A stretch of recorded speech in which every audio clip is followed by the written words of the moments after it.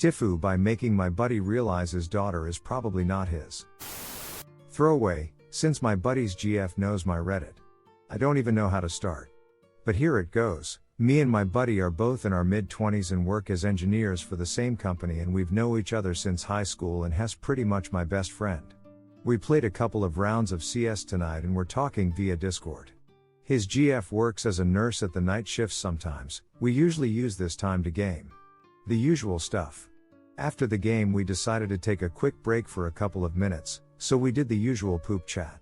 We somehow talked about school and how both of us really never enjoyed their time there. As we grow up, we had both been bullied for being nerdish back in our school days. My buddy said that he hopes his daughter, who is 3F, will have a much nicer time later in school, high school, compared to him. It got to the point where we talked about all the unimportant stuff we had to learn while we were there. Well, for me, I've always disliked biology classes as I hated the teacher back then. I mean, really hated them. And I said jokingly to my buddy, trying to sound like my old teacher, the only things my 6th grade biology teacher taught us are mitochondria are the power plants of the cell, and you can tell if your mama cheated by your eye color. My buddy laughing at this point, really, the eye color? And I said yes, apparently. My buddy, how? Me, take me for example, I have blue eyes and so does my sister. Apparently blue eyes are what call a recessive gene. If one parent has blue eyes and the other has brown, there is only a small chance for your kid to be born with blue eyes. Well, my parents both also have blue eyes of their own. So it would be more than unlikely for me to have brown eyes. My buddy said the more you know, then paused for a second. Then he said, be right back, gotta make Surrey the little one go sleep now. After that he returned roughly a minute later and I could hear him almost sobbing. Me and my GF also both have blue eyes. But my daughter doesn't. It took me some time, but I could calm him down eventually. So after that we both spent some time Googling away, but nope, blue eyes are recessive as I remembered. We found out that if both parents have blue eyes, the ratio is 99% blue eyes and 1% brown or green, so highly unlikely. My buddy quickly disconnected from the call. I tried to text and call him. But he didn't answer until 30 minutes later, saying he will call me soon. I stayed up all night telling my GF to go to bed without me. The longer I waited, I started fearing for the worst. I texted him again and again. He always answered he'll call me in a couple of minutes. At 5 a.m. he finally called me back and said that his GF came home at 2:30 a.m. and asked him what's wrong. He told her Hess not feeling well and will soon get back to bed. He waited until she was asleep to call me back. He told me he will take a paternity test behind her back to have something official to slap in her face. Then he started to cry and I drove to his place to pick him up and we went to a late night drive-through and graped something to eat. I've never seen my best friend like this and I feel like I'm the one responsible for crushing his world. He told that he wanted to propose to her on Valentine's Day. But that's off the table. I dropped him off 2 hours later at his place. He said he will call me tomorrow. Now I'm typing this out laying in my bed next to my GF, who slept the whole time unable to sleep. I can't shake the feeling that I destroyed my buddy's life. Update. He is not the father. So the results came in today, and my buddy called me right away. He showed the results as now ex-GF, and she broke down claiming that even if their daughter is not his, that they should work this one out. My buddy has told her no and that he will not raise somebody else's kid. She started to demand that, since he has been raising her for 3 years now, and that she had in fact stopped sleeping around 2 years ago, so they're all good now and can work this over. He's now crashing at my place while giving them 10 days to find a new place to stay. My buddy also told me he's giving her 10 only for the kid's sake, otherwise he would have thrown her out right away. He's also looking for lawyers should there be aftermath to this, but test is more than sufficient where we live, so he's pretty much of the hook. Also, if you are wondering, the hospital does 3 tests back to back to make sure. Also my buddy is the only one paying for the apartment and 2 cars they own, and he will sell hers to his niece. Story 2. TIFU by asking my wife for a paternity test. This didn't happen today, but a few weeks ago. My wife of 4 years gave birth to our first child last year. Both my wife and I are blue-eyed and light-skinned. Our baby has a darker skin tone. Over the past 6 months his eyes turned a very dark brown. I had my doubts. My friends and family had questions.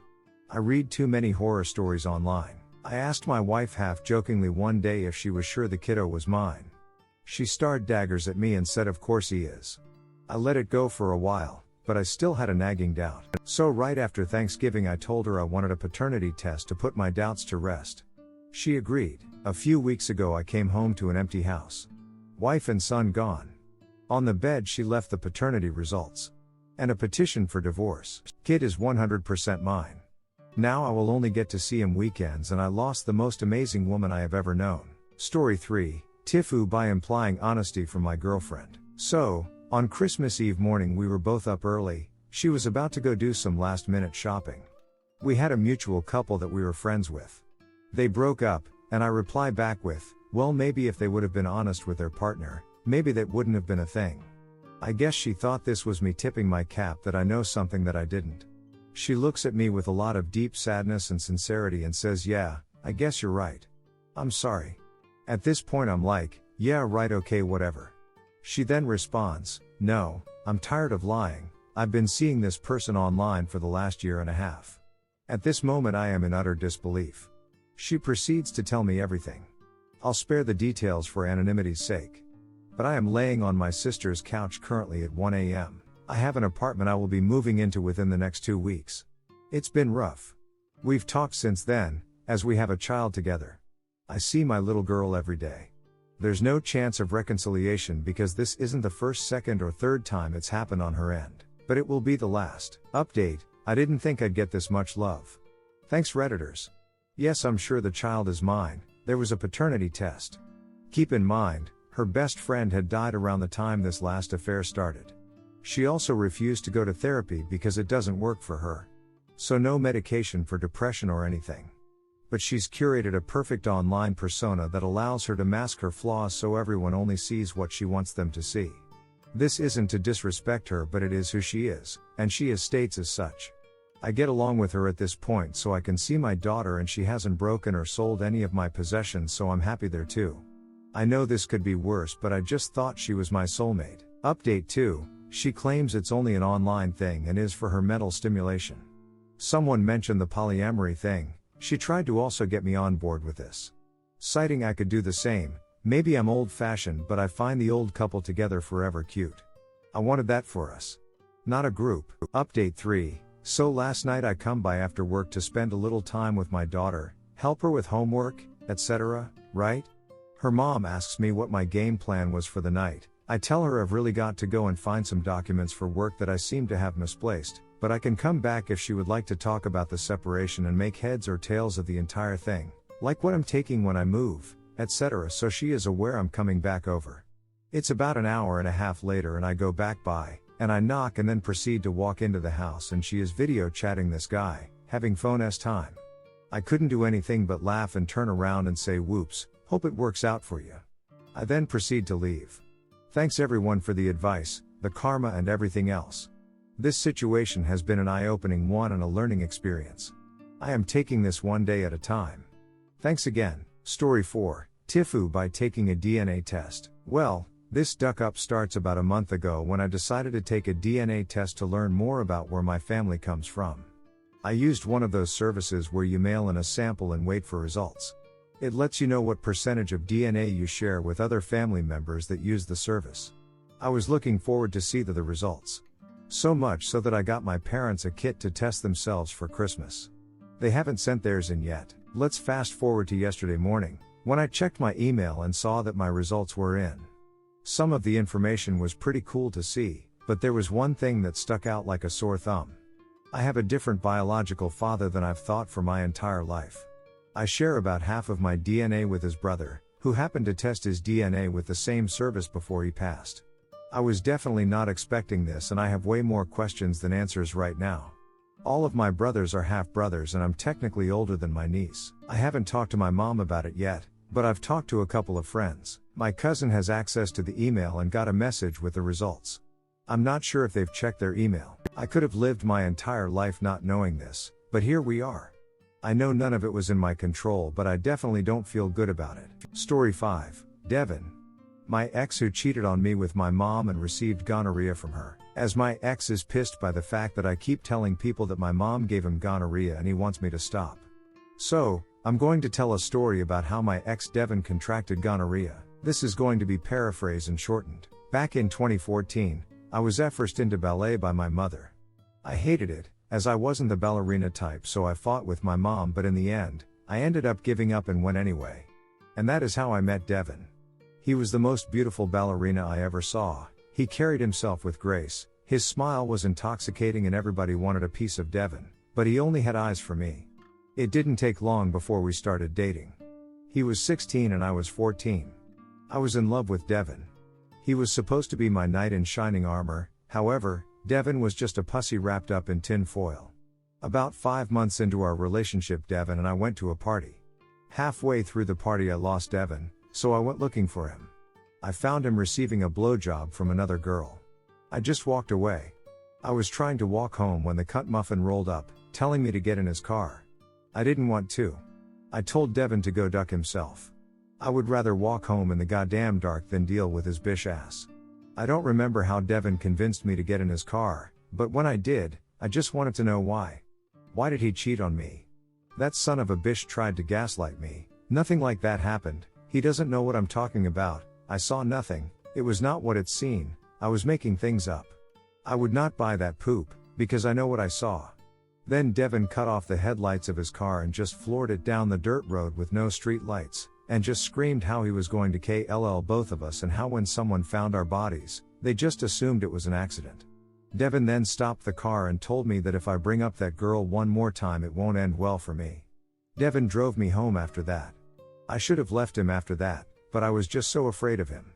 It didn't take long for the physical and emotional abuse to start. Dating Devin was like dating my mom. He would scream at me, cry and stomp his foot when I didn't do what he wanted me to. Hit me, repeatedly. Pressured me into time. Forced me to do angel dust. Threatened to kill himself when I refused to talk to him. We dated for a year and in that year I experienced hell. I didn't tell people what was happening, because I was afraid that no one would believe me. On to the title. I had tennis practice, but halfway through my practice I started to feel sick, so I called my stepdad to pick me up and take me home. Before we pulled into the driveway there was Devin's car. It wasn't all surprising as sometimes Devin would just be in the house waiting for me. Then, as we walked into the house, we heard them. My mom and Devin weren't quiet. My stepdad pulled out his phone to record and then we went upstairs and walked on Devin jackhammering my mom. There was a lot of screaming, threats, and crying. My stepdad and I went to the car, then we drove to a parking lot and just cried, while our phones were blowing up. My stepdad then sent the video of my mom and Devin to both of Devin's parents. My ex-in-laws asked for a meeting, they exchanged information and my stepdad told them he would see them in court. His parents try to play it off like Devin was a victim. The legal age of consent in my hometown is 16 and he was 17 at the time too. No, he ducking wasn't. If you watch the video, Devin was trying to smack the phone out of my stepdad's hand, and when I started crying asking him how he can do this to me, Devin started telling me to stop crying because I wasn't even that good at time anyway. My stepdad and I went back to the house. I just went to my room while he went to pack his stuff to leave. My mom came into my room and I was crying, because, even though Devin was a piece of poop, he was still my boyfriend. My mom started making fun of me for crying. It's not my fault that your boyfriend wanted me. Boohoo, stop crying, maybe you put on some more makeup, you can keep a man. Then she went on to say how Devin pleased her so well. That he knows how to make her come like a real man, and unlike my stepdad he knows where the clit was, that Devin would always tell her that she's tighter than I am. All the while Devin was trying to call me. Y'all. Devin's way of apology was to blame me. I'm sorry you had to see that, but if you spend more time with me I wouldn't have been seeking other women. Your mom was there for me and she cared for me, you abandoned me when I need you the most. Blah blah blah. Victim blaming like, bish. I gave you my heart and soul.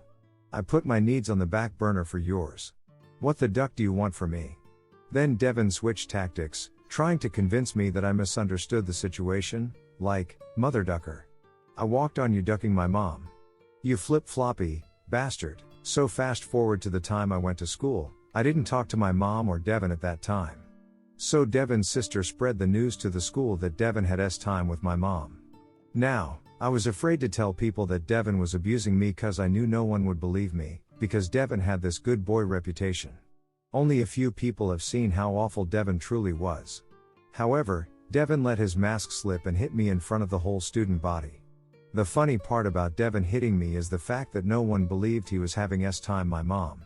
No one believed that until he hit me and started screaming that I ruined his reputation. He just had to keep his ducking mouth shut. We were separated and I had to explain to the principal and our guidance counselor that wasn't the first time Devin had hit me. That boy did a lot worse things to me than just hit me. Do you want to hear some mass up poop? Before me, Devin was in a relationship with a girl and he did the same thing he did to me to her. She told people and no one believed her because, like I said above, Devin was a good boy in everybody's eyes. They isolated that girl to the point where she had to move away. No one believed her, until Devin slapped me, and it didn't help that Devin threw a tantrum. He got suspended cause he broke things in his tantrum. After that, a lot of people came forward and spoke about how Devin was secretly a piece of poop. Devin's parents gave my stepdad some money to keep it out of court and then moved away because of shame. And my stepdad and my mom got divorced because Devin wasn't the only person my mom was cheating with. By the way, my mom never stopped seeing Devin. That bitch took him on elaborate trips. They went to Hawaii, Disneyland and goddamn Texas. Devin and my mom were a match made in hell. But karma prevails. Devin suffered a leg injury and he can't do ballet anymore and he got fat. My mom left him, his parents abandoned him, and the last time I checked he works at an auto store and lives with his sister.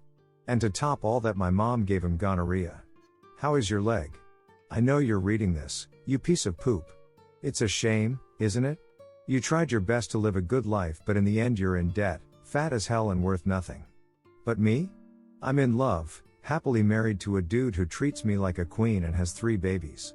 Eat the dirtiest part of my ass, Devin. Edit, Devin seen this post. I repeat, Devin seen this post. Devin's in the audience, people. Look alive. Story 6, my mom's boss has been having an affair with my mom. I found out in 2019 my mom's boss has been having an affair with mom. I confronted my mom about it when I found out. I told her she can't do that because he's married and she's being a home wrecker. She cried and said she wouldn't do that anymore. My mom is pretty close with the wife, she always invites us places and we always spend the holidays together. The wife always treated my mom as if she was one of her daughters. Wife is in her late 50s, early 60s, but after I found out I stopped wanting to attend in-group activities with them. Fast forward, my mom is still close with the wife and the husband. Today I called my mom and I heard her phone ringing in her bedroom. I found her phone sitting on her bed, so I grabbed it and turned her phone on, and that's when I saw the messages from the husband. The messages said "Good morning baby" with a bunch of heart emojis and saying "I love you so much baby and I miss you as well." This has been going on for 4 years now. I want to confront my mom but I don't know what to say. I'm so mad at her. I even told her how would she feel if she was the wife being cheated on. I'm afraid she's not even going to listen to me. Should I even tell her or should I tell the wife? Redditors' reactions. Redditor 1, always tell the wife.